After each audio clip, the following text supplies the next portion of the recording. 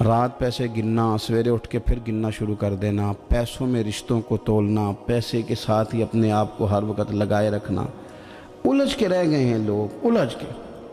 اور پھر کوئی بندہ جیت نہیں رہا۔ ہمارے دادا بھی یہی کہتے تھے کہ کچھ پیسے کمانے ہیں تاکہ بچے پال لوں، یہ کہتے کہتے چلے گئے۔ ہمارے ابا بھی یہی کہتے تھے، پھر اس کے بعد ہم نے بھی یہی بولنی شروع کر دی ہے، تو جیتا تو کوئی بھی نہیں، جیتا تو کوئی بھی نہیں۔ مال کو ضرور حاصل کریں۔ حضرت بہاءالحق نقشبند بخاری رحمۃ اللہ علیہ فرماتے ہیں، میں نے مینا کے میدان میں ایک نوجوان دیکھا جو لاکھوں کا کاروبار کر رہا تھا، لاکھوں کا، دیناروں کا کاروبار کرتا تھا، سونے چاندی ہیرے جواہرات کا کام کرتا تھا، لیکن فرماتے میں نے اس کے دل پہ نظر ڈالی، لاکھوں کا کام کرتا تھا پر اس کا دل ایک منٹ کے لیے بھی اپنے رب کی یاد سے غافل نہیں تھا۔ ہر وقت اس کا دل اپنے مالک کی یاد میں مصروف تھا، ہر وقت۔ ارشاد فرماتے ہیں کہ میرا شروع میں اس کے بارے میں گمان یہ تھا کہ دیکھو یہ شخص کیا کر رہا ہے، پیسہ کما رہا ہے، دولت کے چکر میں پڑا ہوا ہے۔ فرماتے ہیں کہ پھر میں نے ایک اور منظر دیکھا، ایک اور رنگ میں نے دیکھا کہ وہ کما رہا تھا، اور پھر اختتام حج پہ میں نے دیکھا کہ جو کمایا تھا سارا اللہ کے بندوں پہ خرچ کر رہا تھا۔ آپ اور میں، ہم نے دیکھنا صرف یہ ہے کہ کہیں ایسا تو نہیں ہے کہ دولت میں الجھ گئے۔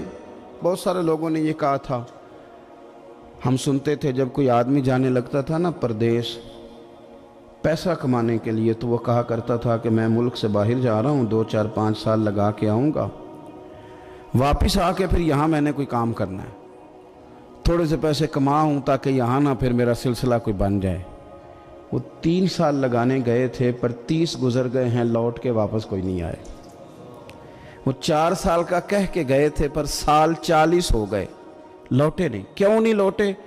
اس لیے کہ پہلے مفاد چھوٹا تھا، خیال یہ تھا کہ تھوڑے سے پیسے آ جائیں گے، بچوں کا خرچہ چلنے لگ جائے، فیسیں پوری ہونے لگ جائیں، اور مجھے کسی سے مانگنا نہ پڑے، تو بس پھر میں کامیاب ہوں۔ یہ طے کیا تھا۔ اس کے فوراً بعد پھر جب باہر گئے تو خیال آیا کہ نہیں، صرف پنکھے کا نہیں، اے سی کا بل بھی دینا پڑے گا۔ پھر تھوڑا اور آگے بڑھے تو خیال آیا کہ چھوٹی گاڑی پہ گزارا نہیں ہوتا، بڑی گاڑی نہ لے لیں۔ پھر خیال آیا کہ بڑی گاڑی لی ہے تو یہ تو اندر کھڑی نہیں ہوتی، سامنے والا پلاٹ مل جائے تو ذرا گراج اچھا بن جائے گا۔ پھر الجھتے الجھتے الجھ گئے دوستو۔ پھر نہ مالک حقیقی کی جانب وہ نظر جو ہماری ہونی چاہیے تھی نہ رہی۔ ذوق سے نماز پڑھتے تھے، پھر ہماری نمازیں مختصر ہو گئیں۔ ہم سویرے اٹھ کے ذوق سے قرآن پاک پڑھتے تھے، پھر وہ وقت بھی ہمارا دفتر کی تیاری میں لگ گیا۔ رات درود شریف پڑھتے تھے، لیکن وہ بھی سارا ہمارا حساب کتاب میں وقت گزر گیا۔ ہم نے یہ سمجھا ہی نہیں کہ دولت کارخانہ نہیں دیتا، دولت سیٹھ صاحب نہیں دیتے، دولت آپ کو آپ کی فیکٹری نہیں دیتی، دینے والے تو رب کریم کی ذات ہے۔ تو جہاں سے آنا تھا وہاں توجہ دینی چاہیے تھی کہ جہاں صرف ایک سبب تھا، ذریعہ تھا۔ حضرت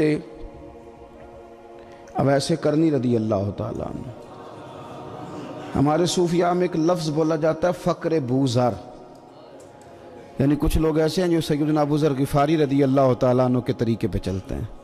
ایک لفظ بولا جاتا ہے فقر بوذر، کچھ لوگ فقر بوذر کے قائل تھے، اسی مزاج کے قائل تھے حضرت سیدنا اویس کرنی رضی اللہ تعالیٰ۔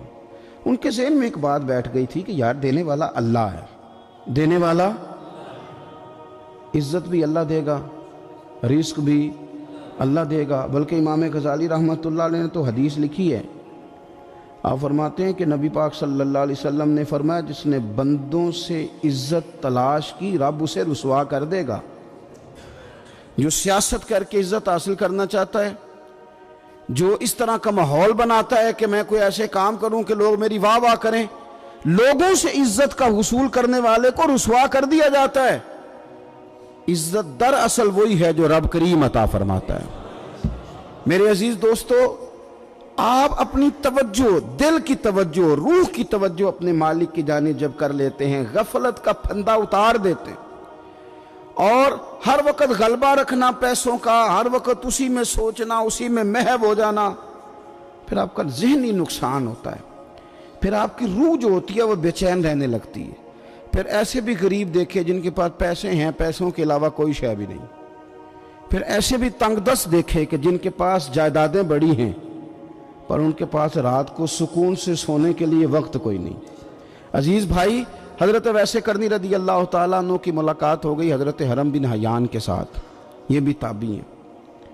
تو حضرت حرم بن حیان رحمۃ اللہ علیہ کہتے ہیں یہ نا ہم تو خیر بڑی ساری باتیں سنتے ہیں تو نصیحت نہیں نہ حاصل کرتے، ویسے بھی یہ دور تقریریں سننے کا ہے۔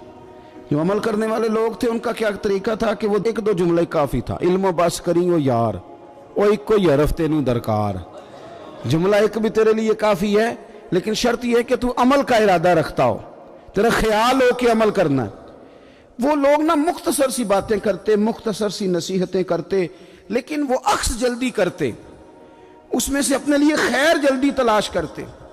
حضرت حرم بن حیان کی ملاقات ہوئی حضرت اویس کرنی رضی اللہ تعالیٰ عنہ کے ساتھ، تو حضرت حرم بن حیان کہتے ہیں میں نے عرض کی حضور میں کسی ملک میں جا کے رہنا چاہتا ہوں، کہیں سکونت اختیار کرنا چاہتا ہوں، یہاں سے ہجرت کرنا چاہتا ہوں، تو مجھے کوئی آپ مشورہ دے میں کہاں جاؤں؟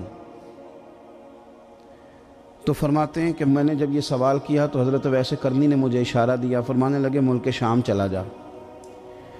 کہتے میں نے اگلا سوال کیا حضور وہاں جا کے کاروبار کیا کروں گا، رہوں گا کیسے، کھاؤں گا کہاں سے؟ تو فرماتے ہیں حضرت ویسے کرنی نے رومال اٹھایا، کندھے پہ رکھا اور چلنے لگے۔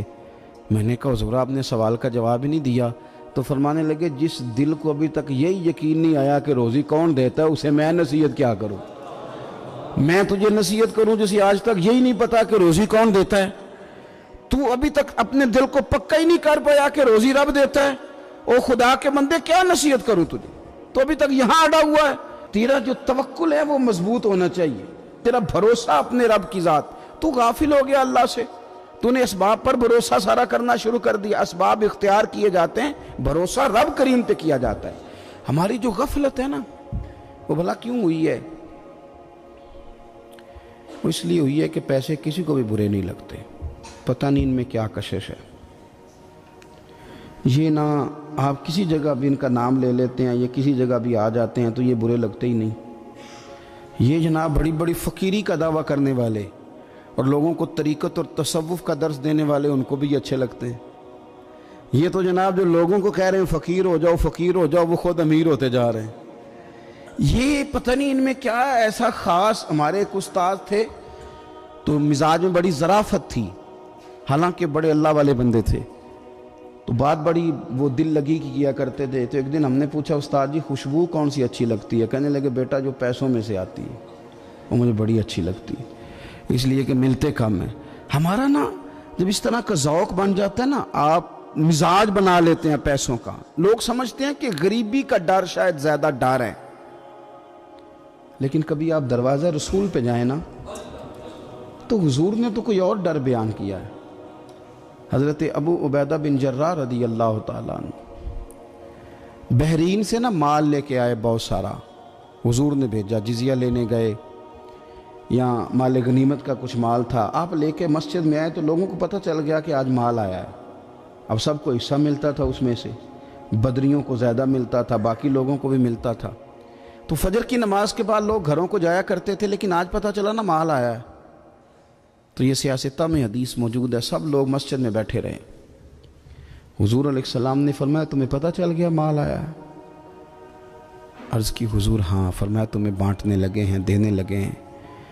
ہم نا غریبی سے ڈرتے ہیں، ہم اپنے بچوں کے لیے دعا کرتے ہیں ان پہ غربت نہ آئے، ہم اپنے بہن بھائیوں کے لیے دعا کرتے ہیں ان پہ غربت نہ آئے، کرنی چاہیے، لیکن ذرا اس حدیث کے مفہوم کو بھی دیکھیے گا۔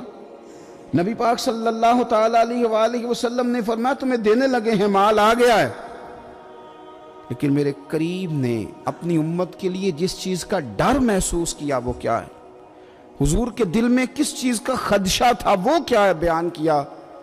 حضور فرمانے لگے لوگو مجھے تم پر غربت کا ڈر نہیں، یہ ڈر نہیں کہ تم غریب ہو جاؤ گے، بلکہ مجھے تو ڈر ہے کہ تم پر دولت پھیلا دی جائے گی، تم زیادہ مالدار ہو جاؤ گے۔ خوف غریبی کا نہیں، خوف تمہارے مال کا ہے۔ اور حضور فرماتے ہیں کہ پھر تم انہی باتوں میں مبتلا ہو جاؤ گے جن میں پرانی امتیں مبتلا ہوئی تھیں، اور جب وہ اللہ کی نافرمانی میں مبتلا ہوئی تھی تو پھر وہ ہلاک کر دی گئی تھی۔ مجھے ڈر ہے، مجھے ڈر ہے۔